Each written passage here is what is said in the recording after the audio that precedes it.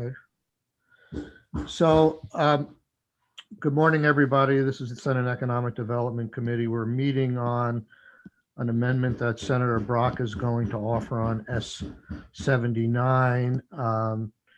This is somewhat unusual in a lot of respects, and I'm doing it certainly as a courtesy to Senator Brock, who asked for the hearing. Generally, when we have a bill in the normal course of things, when we have a bill come back from the House, we poll the committee as to what our position is. I did that long ago and did it repeatedly, and we voted 4-1 to concur with the House. I understand the reasons in part for the lateness of this, but it's kind of unusual. We don't usually take additional testimony and things like that in a situation like this, and that's, in my mind, that's part of the problem of this very late amendment, is that there are things in here that I think people would have positions on one way or another. But that having been said, Senator Brock asked for a formal hearing, and we decided to make that happen. And I'm going to turn the floor over to Senator Brock to describe his amendment. Let me just add that in terms of this amendment being very late, it was not our understanding, based on what was in the calendar, that this bill was even going to come up during the veto session. And it was late that I learned that it was going to come up at all, which is why this amendment was prepared at this time rather than over the course of the summer, with the notion that we would be dealing with this bill in January. Now that we decided to deal with it, I wanted to make sure that this amendment was at least available for the body to consider. Understood.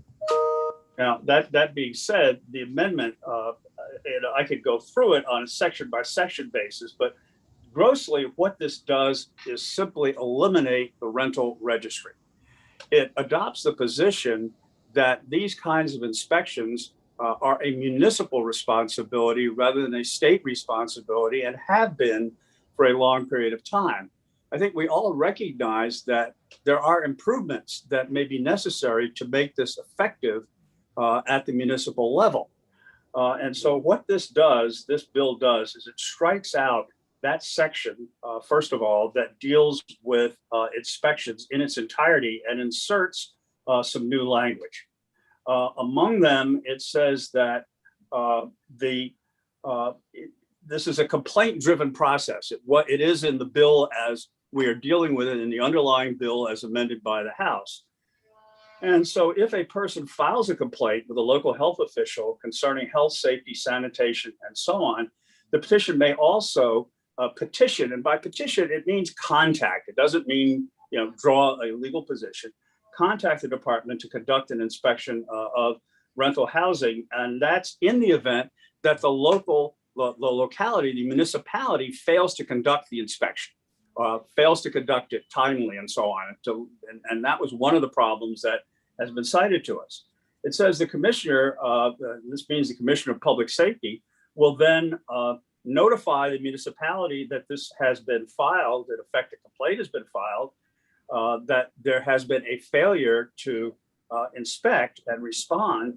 If the commissioner determines that the inspection has not been conducted, the commissioner may conduct an inspection in the event the municipality has failed to do so, and the payment for that would be invoiced to the municipality.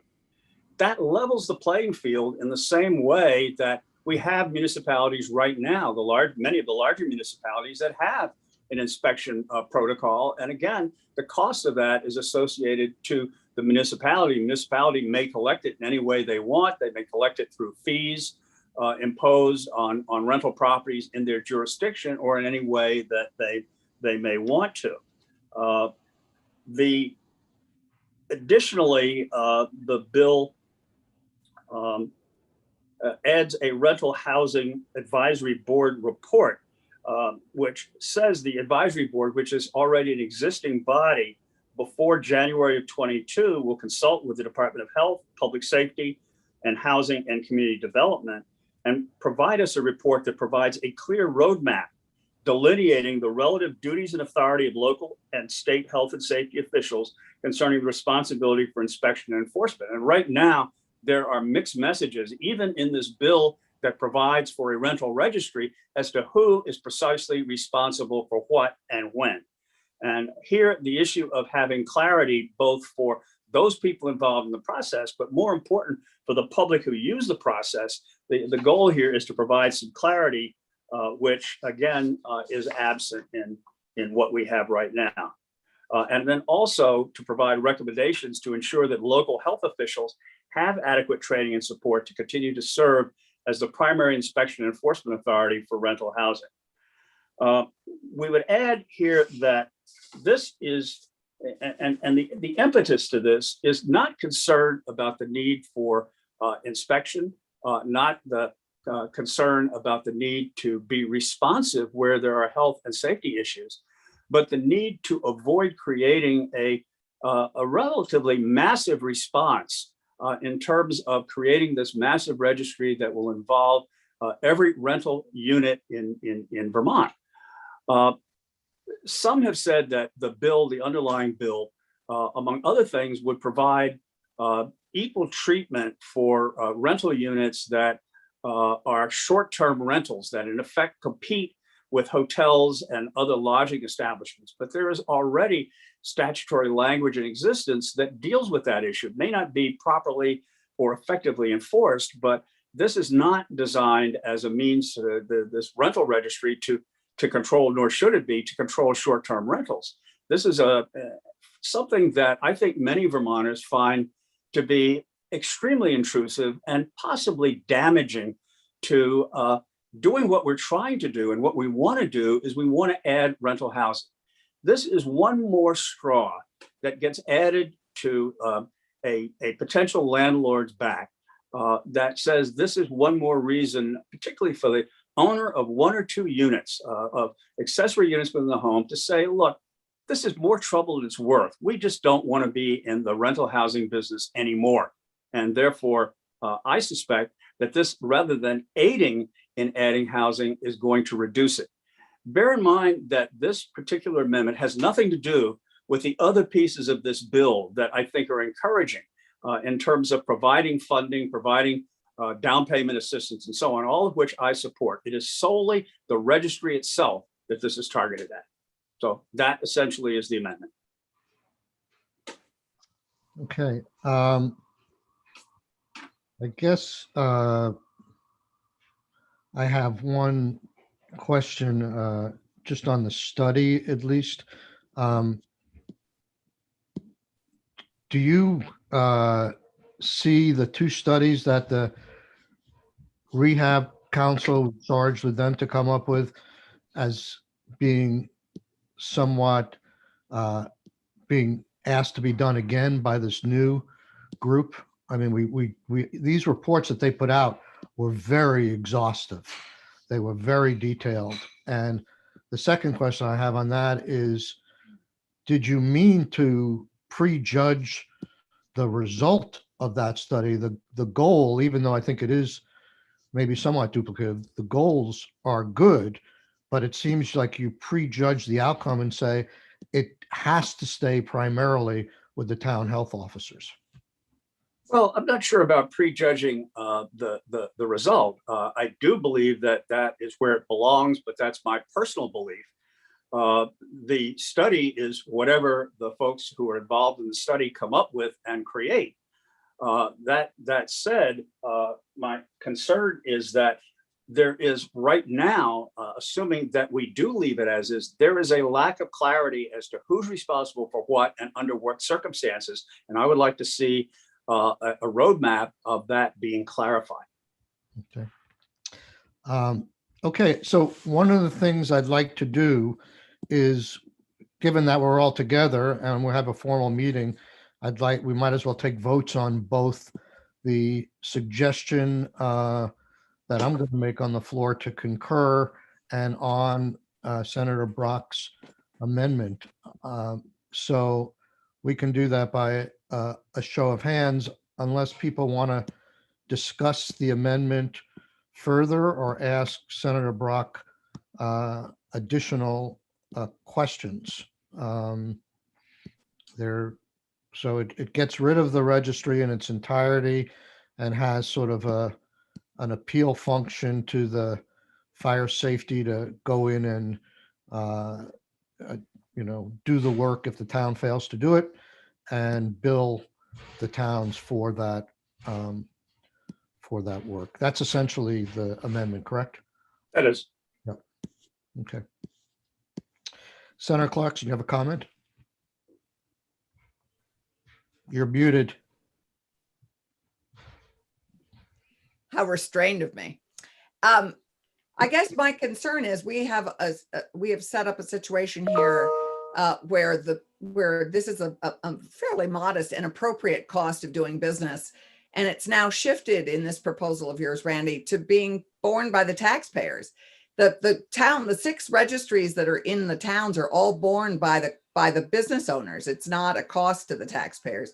So my concern here is that we're shifting, I think, an appropriate business expense onto the backs of taxpayers. So I also happen to think that the registry will solve a huge number of our challenges in terms of communications, whether it's an emergency like Irene, where we needed to know where things were, to our rental assistance program right now, where the tenants have to apply. We need much better communication between landlords and tenants.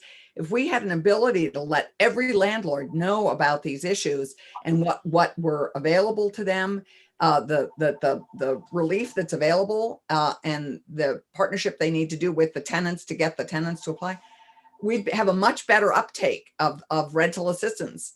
We're leaving a lot of money on the table right now because of this lack of communication. So I think those are some of my concerns. Is shifting the cost burden from business to taxpayers is, to me, a concern. Well, I would respond to that by saying, just as the municipalities who have robust inspection procedures have shifted this to the rental properties owners in their areas, so can any municipality if it chooses to do so. But that, to me, is an issue of local control, and localities can decide how they want to pay for this in the event that they have to use it at all. So that's one. Second, in the event that they have a health officer who responds appropriately to complaints, there would be no charge to shift to taxpayers or to anyone else. One of the things, though, that I am asking for in this study is clarity in terms of how best to ensure that local health officers have the support and training that they need to be able to effectively discharge the responsibilities that they have. Right. And Now, that's in terms of the communication, you mentioned about Hurricane Irene, and I remember being concerned when you described this, when we were first talking about this bill, that in the aftermath of a hurricane, that a registry would allow people to go out and contact landlords to see if they had space available to be able to take people who were displaced by the hurricane. And I just found that not to be a logical approach. Because we had at that point, even then, an extremely low take-up rate or availability rate of rental housing in the first place. And to be able to do that in the event of a hurricane and then use a rental registry for that purpose, A, I didn't think was workable, and B, I thought it was intrusive. This, again, is the heavy hand of the state coming down and, in effect, in placing itself in the role of being a rental assistance agent for people who may or may not want to have that role. If the issue is one of communication with people who are rental property owners, the notion that you've got to register them in order to allow information to flow to them when we have all the other tools that we have when we inform people of everything else. You know, when we inform people about the availability of funds, for example, for COVID, we don't register every Vermonter in order to get them on a list so that we can send them mail. That, to me, is not an appropriate thing for us to be doing. And I think it's intrusive. And I do think from talking with a number of landlords that every time we add another requirement, every time we add another report, every time we add another registry, every time we add another fee, it discourages people, particularly the owners of 1 or 2 unit properties, from getting involved in this at all.